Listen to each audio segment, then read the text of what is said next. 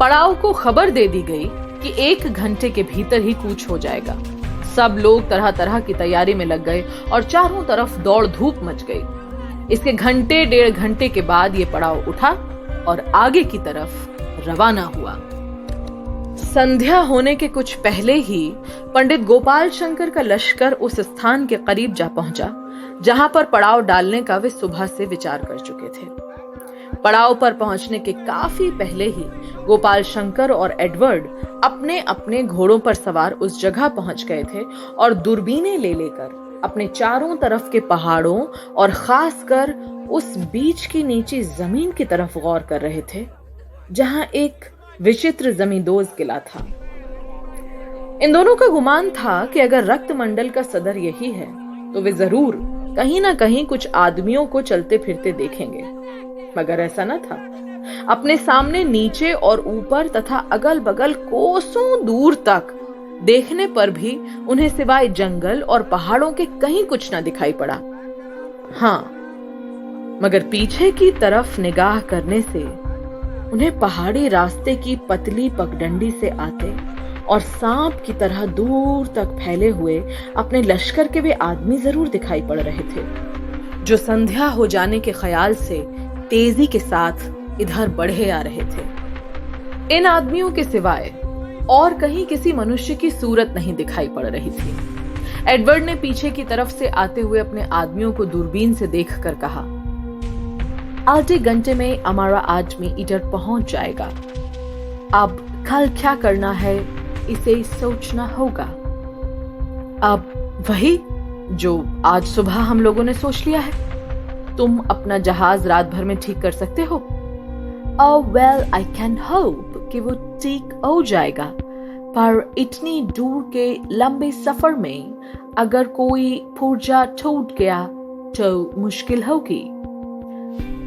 खैर, उस हालत में तो लाचारी है, मगर वो कौन आ रहा है? एडवर्ड ने भी अपनी दूरबीन उठाई और गौर से उस तरफ देखा। एक सवार तेजी से घोड़ा दौड़ाता इन्हीं दोनों की तरफ चला रहा था। कुछ ही मिनटों में वो पास पहुंचा और तब घोड़े से उतरकर इन लोगों की तरफ बढ़ा। सवार कोई फौजी जवान मालूम होता था, बल्कि उसके नेपाली फौज का कोई अफसर होने का गुमान सा होता था। नजदीक आकर उसने फौजी सलाम किया और अदब के साथ एक चिट्ठी उन लोगों की तरफ बढ़ाई। गोपाल शंकर ने चिट्ठी ले ली और खोलकर पढ़ा। ये नेपाल सरकार की तरफ से आई थी और उसमें लिखा हुआ था, जनाब पंडित जी साहब, हम लोगों को एक नई और बड़े ताज्जुब की बात पता लगी है जिससे आपको आगाह कर देना बहुत जरूरी है। मेहरबानी करके इस खत को देखते ही आप और मिस्टर एडवर्ड कैमिल इस सवार के साथ यहाँ चले आएं। आपका लश्कर जहां भी हो वहीं रोक दीजिए, क्योंकि इस नई बात की छानबीन किए बिना एक कदम भी आगे बढ़ाना खतरनाक होगा। मैं यहाँ से कुछ दूर पर ही हूँ। कप्तान Kishan Singh, officer commanding 11B brigade, बहुकुम श्रीमान महाराजा बहादुर। गोपाल शंकर ने ताज्जुब के साथ चिट्ठी को दोबारा पढ़ा और तब एडवर्ड के हाथ में देते हुए उस नौजवान से पूछा, कप्तान साहब कहां पर हैं?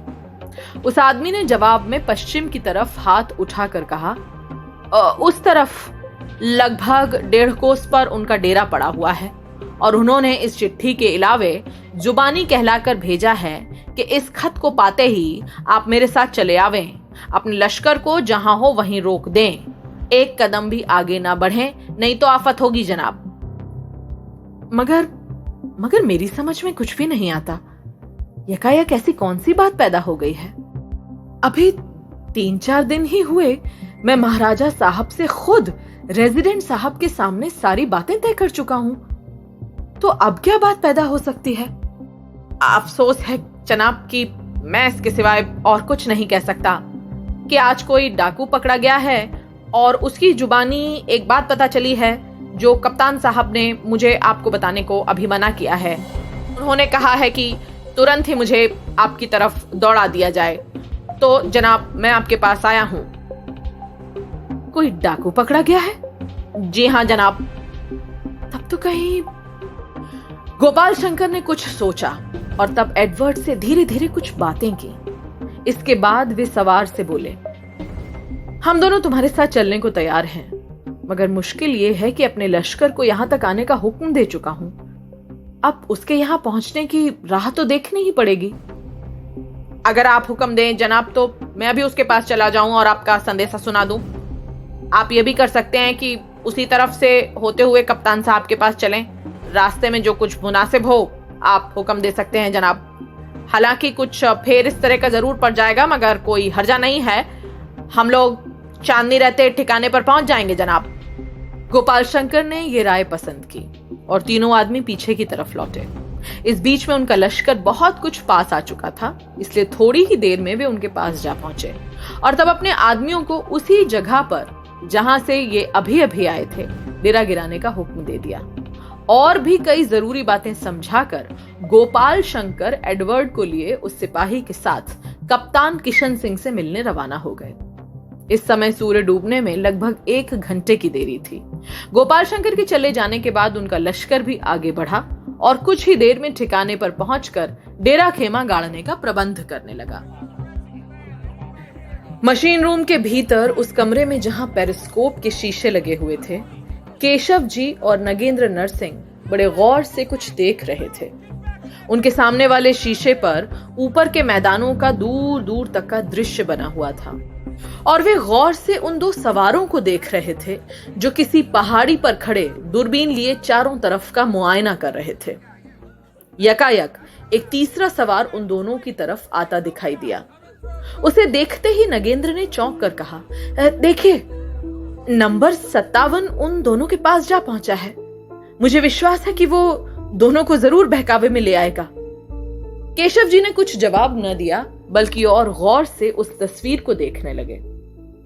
इस नए सवार से उन दोनों ने कुछ देर तक बातचीत की और तब वे तीनों पीछे की तरफ मुड़कर उधर चल पड़े जिधर से आदमियों और जानवरों की एक लंबी कतार आती दिखी थी। नगेंद्र ने खुश होकर कहा, हम लोगों की चाल खूब अच्छी रही। अब आप भी तैयार हो जाइए। केशव जी ये बात सुनकर अपनी जगह से हटे और अलमारी के पास पहुंचे जिसमें लोहे के पल्ले लगे हुए थे और बहुत ही मजबूत ताला बंद था। अपने पास की ताली से केशव जी ने उस ताले को खोला और तब पल्ला खोलने पर उस अलमारी के अंदर सजे बहुत से छोटे छोटे शीशे के गोले दिखाई पड़े जिनके अंदर न जाने क्या क्या भरा हुआ था। वे एक विचित्र तरह की बहुत हल्की हरी रोशनी में चमक रहे थे। केशव जी ने बड़ी सावधानी से उनमें से 2 गोले उठा लिए और उन्हें लिए हुए कमरे के कोने में खड़ी एक अद्भुत मशीन के पास पहुंचे जिसके विचित्र कल पुर्जे न जाने किस शक्ति की सहायता से चल रहे थे। उस मशीन के भीतर के किसी हिस्से में केशव जी ने वो दोनों शीशे के गोले डाल दिए और पुनः अलमारी के पास लौटे। आगे क्या हुआ जानने के लिए सुनते रहिए गाथा। अपनी पसंद की कहानियां, कविताएं, बाल कहानियां, रोचक किस्से और बहुत सारे ऐसी ही रचनाएं जानने, सुनने और आनंद लेने के लिए डाउनलोड कीजिए गाथा और सब्सक्राइब कीजिए गाथा फेसबुक और यूट्यूब।